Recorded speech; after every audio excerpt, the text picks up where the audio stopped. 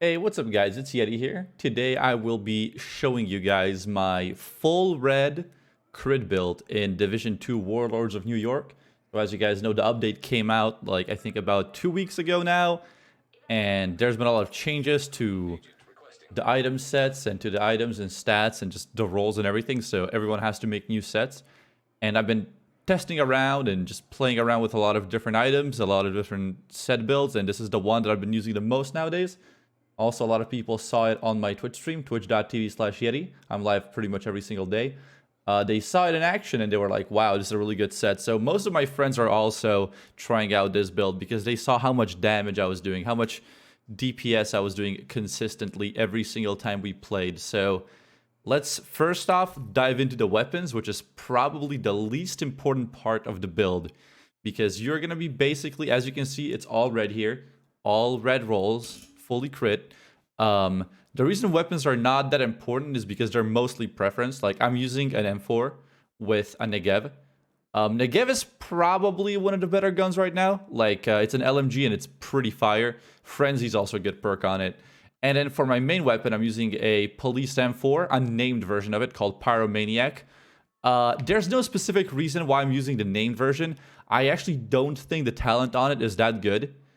If I would have like a perfect role in my mind, it would be a Police M4 with AR damage, health damage, crit hit damage, and then the talent would be Killer, which I will show you in a second here. Killer actually gives you critical hit damage after you kill someone with a critical hit. So killing an enemy with a critical hit grants 40 critical hit damage for 10 seconds. I think that's super good because if you're running all red, you are not going to have a hard time hitting that critical hit chance cap, the 60%, like without a problem. So having more damage is going to be crucial to you in this build.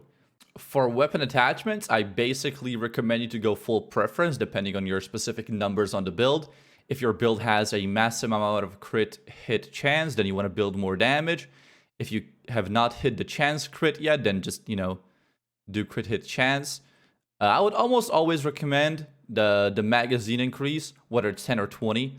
I don't have the 20 mag unlocked yet, so I just run 10. But there's also a drum mag, which gives you 20 additional rounds and reduces your reload speed. But yeah, Russian red dot sight, I've been running this all the time. Short grip and then barrel depends on the spec as well. The sniper spec basically gives me complete stability.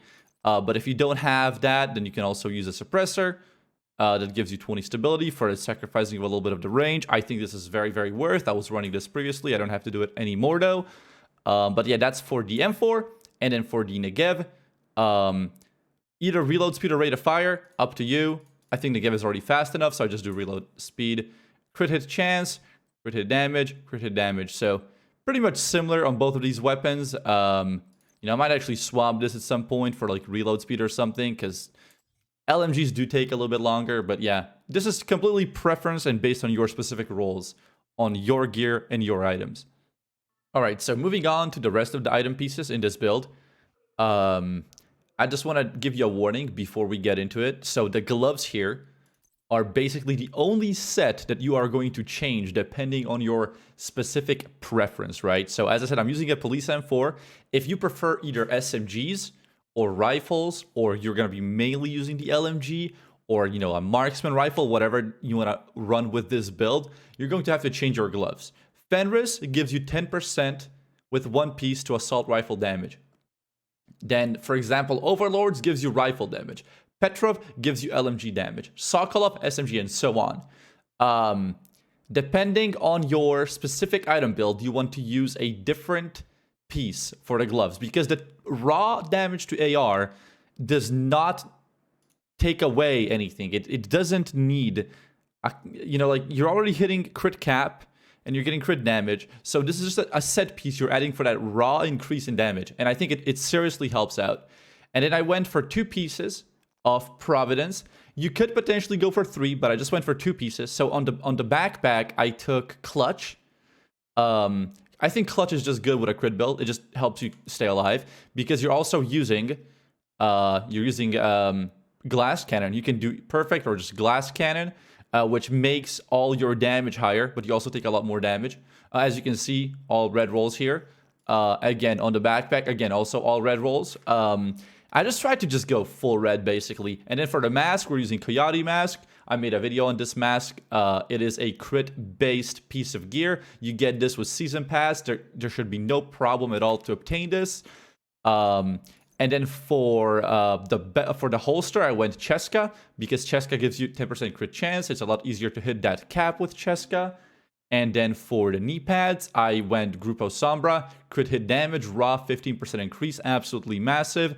And again, I just went for red rolls. So as you can see, as long as you're hitting that 60% crit hit chance, as long as you're having as much possible crit damage, you are basically chilling. But yeah, I do recommend the combination that I'm using here. Grupo Sombra, Cheska, 2 Providence pieces, and then going with a Fenris or, you know, appropriate gloves for your specific build. And then also Coyote Mask on the helmet. You could also go for 3-piece Providence and get a Providence mask with this if you don't have access to a good rolled Coyote Mask. Because I know this is the hardest piece to farm. It's an exotic. Exotics basically don't drop in the current Division 2 system. Because, yeah, it's really hard to get drops. So yeah, for abilities, I'm using Revive Hive. This is pretty standard right now because you die in 2 shots. And then this is something I'm trying to use now. It's Pulse Jammer. Because as you know, every named enemy is basically consistently throwing those drones at you. And I heard that you just press a button and it's done. So I'm trying to do that and basically maximize my DPS with that. So that is the reason why I'm running this right now. As for the signature weapon, I did not include this into my builds previously, but I just want to say that I don't specifically center my builds around specialization, because right now, if you want to level up a certain spec, it's going to take literally weeks. They reward usually 1 spec point per action or whatever you want to call it, per activity. So yeah, it's going to take a long time to get a full spec unlocked, and that's why I'm actually running Marksman right now. There is a good thing about Marksman though, so let me show you that real fast.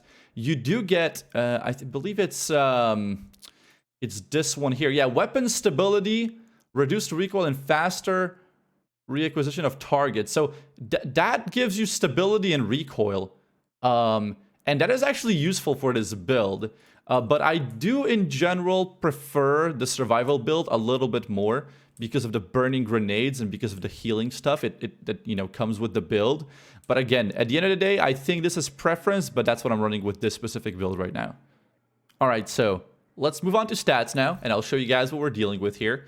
I am running 51 crit chance while I have the M4 out, and 125 crit hit damage. So these are both, I think, pretty high.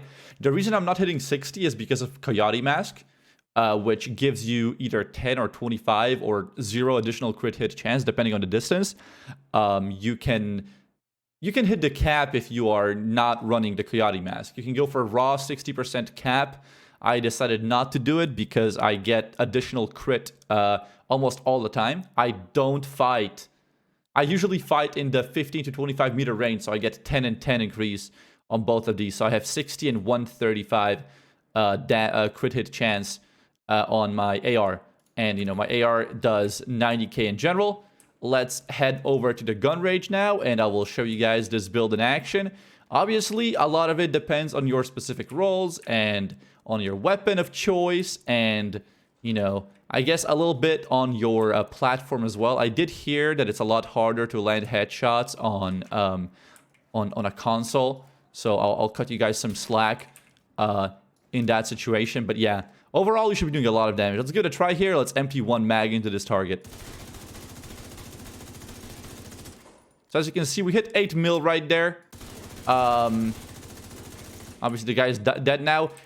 I had times when I was holding 10 mil. Like, whenever I was killing one guy, I was holding 10 mil. I guess it's a little bit RNG dependent. It also depends on your procs and whatnot. But yeah, it does a lot of damage. Like, I'm melting these guys here. I should probably just go to invulnerable and try that as well. There we go, 7 mil peak. We reload. Yeah, I feel like we're doing a lot of damage. Like, we have insane rate of fire. All the red numbers, or I mean orange, sorry, my bad. Yeah, we're doing a lot of damage to the dummy, and this build is going to clear challenging without a problem. Like, I am mostly doing challenging, whether it's solo or with a group. Yeah, of course you will die because you're basically playing a glass cannon build, but you will be clearing them. Trust me on this one. So yeah, that is it for the gun range. Thank you so much, guys, for watching this video. Thank you so much for clicking here. I hope you guys liked it. If you did, press the like button. If you want to see more Division 2 content and in general looter shooter stuff, make sure to press that sub button and drop by my stream on twitch.tv/Yeti. That is going to be it for today. Thank you so much, and I will see you around, guys. Later.